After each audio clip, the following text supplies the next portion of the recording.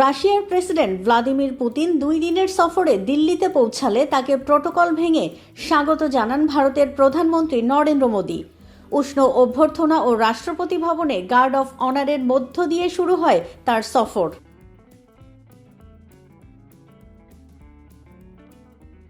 আড়ম্বর থাকলেও দুই দেশের মধ্যে বড় কোনো প্রতিরক্ষা চুক্তি হয়নি। যুদ্ধ বিমান বা S-400 নিয়ে যে জল্পনা চলছিল তার কোনো ঘোষণা আসেনি। विश्व का कल्याण शांति के मार्ग पर ही है।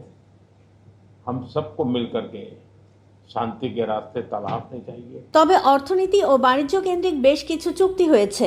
এর মধ্যে রয়েছে গুরুত্বপূর্ণ খনিজ ও সাপ্লাই চেইন সহযোগিতা, রাশিয়ার কালুগা অঞ্চলে যৌথ ফার্মাসিউটিক্যাল কারখানা নির্মাণ এবং জাহাজ নির্মাণ ও নাবিক প্রশিক্ষণ সংক্রান্ত চুক্তি।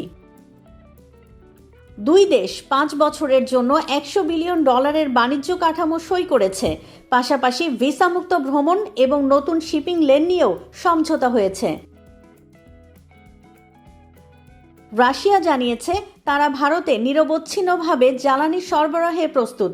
এটি মূলত যুক্তরাষ্ট্রের শুল্ক চাপের মধ্যে ভারতকে রুশ তেল কেনা অব্যাহত রাখার বার্তা বলেই মনে করা হচ্ছে। মোদি পুতিন বৈঠকে প্রতিরক্ষা সরঞ্জাম সরবরাহের বিলম্বের বিষয়েও আলোচনায় আসে। বিশেষ করে S-400 এর বাকি ইউনিট দ্রুত সরবরাহের অনুরোধ থাকতে পারে বলে ধারণা করা হয়। বড় চুক্তি না হলেও রাশিয়া ভারত কৌশলগত অংশীদারিত্বের সম্পর্ক অটুট রয়েছে, এমনই বার্তা দিয়েছে এই সফর।